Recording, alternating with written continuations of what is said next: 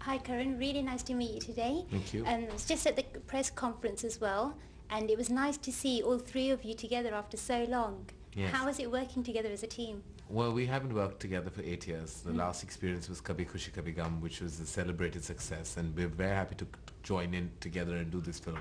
I feel Shahrukh and Kajol are indispensable parts of My Name is Khan. I may not have made the film if both of them didn't come together, because I think the conviction, the level of honesty and the level of chemistry that the screenplay warranted, I think they brought to the table very efficiently. And I think either or, without any of these two forces, the film would not be special. And today I'm glad that both of them were part of the film. Both of them contributed immensely with their abundant talent and brought to the fore, I think, their good energies. And I think they pretty much make the soul of My Name is Khan what it is. Yeah, definitely. I mean, when you hear the names Shahrukh and Kajol together, you expect magic as a viewer as well. So as a director, what magic do you think, or extra magic, is there in this movie? Well, magic is a subjective term, chemistry is an objective term. I really think that what they bring to the table is their talent, and I think that when they meet on celluloid, there is a moment created. There is a feeling of, there is a feeling within an audience space that you can't explain. You kind of fall in love with the two of them almost instantly. They have that kind of, just kind of that portrayal of love that is really specific to just the two of them. So I just feel that the love story is much more convincing because it's the two of them. Because otherwise it's a non-neurotypical situation. He has Asperger's syndrome, he is autistic, she is a divorcee settled in San Francisco. So she's already formed a broken relationship and he is not your neurotypical man. For them to have found a common ground of love would really have been a tough thing to pull off had it not been for their expertise and chemistry. And I think the two of them have that. They have that in abundance, and they were able to convince a viewing audience that there could be love between this situation. Definitely. I also heard that before Karina was also considered for the role of Kajol. It was always, that was incorrect information making the rounds. It was always Kajol and only Kajol who I ever considered to play Mandira. Yeah, definitely, because they do make a really good team, the both of them. But even for the making of the film, you had to have a lot of setbacks. There were so many obstacles in the way. For example, filming in a mosque. How you had to create your own set because you couldn't find a mosque to film? No, there was just there was a lot of course, whenever you have to film in a religious space, there are so many things to be careful about because, you know, it is a place of sanctity, a place of worship. So we never actually wanted to shoot in a mosque because we knew that it is invasive and you don't want to invade on such a pious space. So we of course created a setting, and we had to, of course, it was a tough film to film because it was outside of India, so many parameters you have to look at, so many modalities, because this was a SAG film, it was a Screen Actor Guild Association registered film, it was a union film, we had lots of rules and regulations to abide by. It's always tough when you have so many external factors that kind of walk in and creep into your cinema making. But having said that, I think it was definitely a process of being disciplined, a process of kind of trying to get it right no matter what the obstacles were. And for that I have to thank the cast and crew and of course Fox for their immense infrastructure to allow us to do this. Most definitely. And finally, if you could just tell our viewers why they should watch My Name is Khan. Why they should watch My Name is Khan? Well, I think it's a labor of love, literally, and there's lots of labor, there's lots of love. So if they can give us some of their own, it would help, really. And there's Shahrukh, Kajol and me almost begging for them to do that. No, I'm sure they will. I mean, even after you decided to release the movie, there's been a lot of controversy, as we heard in the press conference as well. Well, I hope that the film can ride through all the controversies and emerge victorious on its content and not anything external. Do you feel that as a filmmaker, as a director, that it's a responsibility that really should be on your shoulders, or do you think that sometimes people use you as an easy target?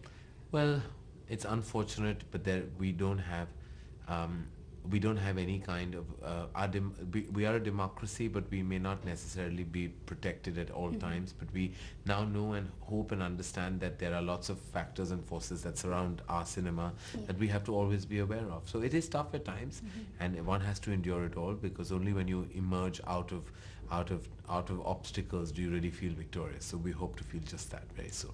Thank you very much for your time, Karan. Really nice meeting you.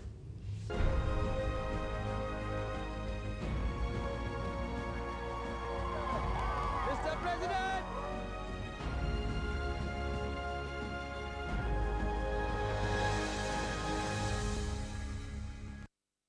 Shahrukh, it's really nice to meet you today, and you've come to London to promote this movie. You've travelled the world as well to promote the movie as well. But I think before you had to come to promote the movie, the movie's almost promoted itself because of the issue of terrorism. It's such a big subject. What made you want to dive into this? First, I'd just like to clarify the issue in the film is not terrorism. It's the effect of, say, an incident of terrorism like 9/11 is what we've taken as the backdrop. And you know, as time goes by, when you're sitting at home and you're wanting to do a film, I do a couple of them in a year. You keep thinking, okay, what's the next thing that I'm feeling? Like as I'm sitting and talking to you here, I'm feeling a little sleepy, not because of you, but because of the travel, and I'm feeling like wanting to do a superhero film. Yeah. So, you know, when I was last year, when Karan was thinking of film, I just felt that, you know, we could talk about the Western viewpoint towards terrorism, plus how it can affect the daily lives of simple people who are not at all related to this, which is, I think, 99.99% of the people in the world. Yeah. But all our lives get affected by it. And can we sort of work around a love story and, you know, make it this whole interesting storytelling format? So Karan came up with the idea of, you know, this film, which is hopefully universal in its appeal, and hopefully it's also very clearly not taking any sides. It's just presenting what's happening in the world and how we can overcome it. And whenever we think how to overcome, the basic truth is that you have to come back to the simplest things in life, which is you got to hope for goodness, you got to pray for happiness, and you have to believe in humanity. And those are the small things you were taught when you were kids, but we seem to be forgetting it, and we are making it too complex and too complicated, too many discussions, too many conventions, too many talk, and maybe too much aggression. What we need to do is just each one of us needs to make it very simple and say, okay, let's just do the good things in life which we're supposed to, and the world will be a much better place to live in. I really like the way you used humanity, how we need to go back to humanity. And I think because of everything that you've done in the past, you know, you've created this image of a superstar. You are a superstar. People sometimes forget that you're human as well. How much does Bollywood or the industry, the work that you do, how much does it affect your personal life? Do you feel that people forget that you're human sometimes and just feel that he's a superstar? I don't know, yeah, when I'm on work and when I come to perform, or when people meet me who don't know me, of course they have an image of mine, and I'd like to tell everyone that's not true, that's just an image. I'm not like that at all. I'm quite boring and simple in real life. I'm not as flamboyant and as happy-go-lucky or as action-oriented, except for the six-pack. Nothing is real. But I don't know, I'd like to believe that people say that it should be finally that your work defines you. I don't think so. I think I need to define my work. I am a little more than my work. I'm a father, I'm a husband, I'm a brother. I'm just a regular guy also. It sounds strange if I say it because people never see me regularly.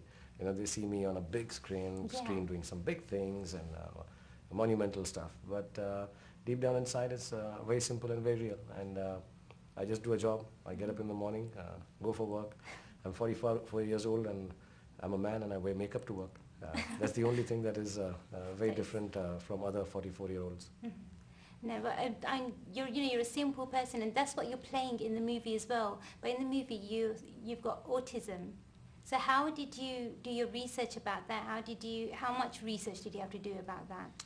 Like I said, I was free for a year. This is one of the few films in my career of 20 years that I've just done one film Yeah. at a time because of the injury. So when I was younger, I was in theatre, and I had worked a lot of with lots of kids who had autism. Yeah. We used to do this special theatre workshop with them. I'm very intrigued by this disorder, by this neuroatypical behavior, because I always believe, I used to read some books on it, and you know, we think of them as having a disorder. Maybe Yeah. they think of us as having a disorder, you know. So I always believe that this is a very intriguing thing, because it's very logical mind, it's a very smart mind, and a very gifted mind. Yes. Maybe it's the sign of times that this is how we are going to evolve. We might be less emotional, more logical, more mathematical, and less, you know, dealing with touch, feeling, romancing, crying, laughing, and maybe that brings about a strange clarity as to what the world is. So I read a lot of books. I saw all the movies that have been made on autism. Yeah. Saw loads of documentaries, and then I spent a couple of months with the two people who were afflicted with Asperger's, which is a milder form of autism.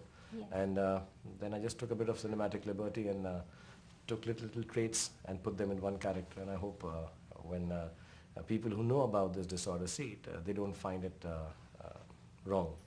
Now, Karan's hoping to get an award from this movie. What are you hoping as a success of this movie? I don't know. I just hope that people like it. I've got a very simple hope from every film that I make, that very many people like it. Lots of people like it. They find something to take back home, you know, apart from a empty case of popcorn. You know, you should take back. That was nice. That was sweet. And yeah, the awards follow, and Yeah. I hope for Karan's sake he gets all the awards. I hope he does very well. I hope Kajal gets them. If I get them, good. If I don't get them, then I have a very pompous way of looking at it. The awards didn't deserve me. So I keep myself happy like this, or fool myself like that. But the main aim is that when people go to see it, and I know a lot of people will, inshallah, Yes. when they go inside, I hope they find, you know, I do my films to say thank you to the people who've made me what I am. So I hope the thanks is accepted. Definitely would be. I've seen some of the trailers and they've been great, and you know, you've done the work so well that I'm sure the awards are going to be following shortly. But I do hope you every success for the movie. Thank you for your time today. Thank you.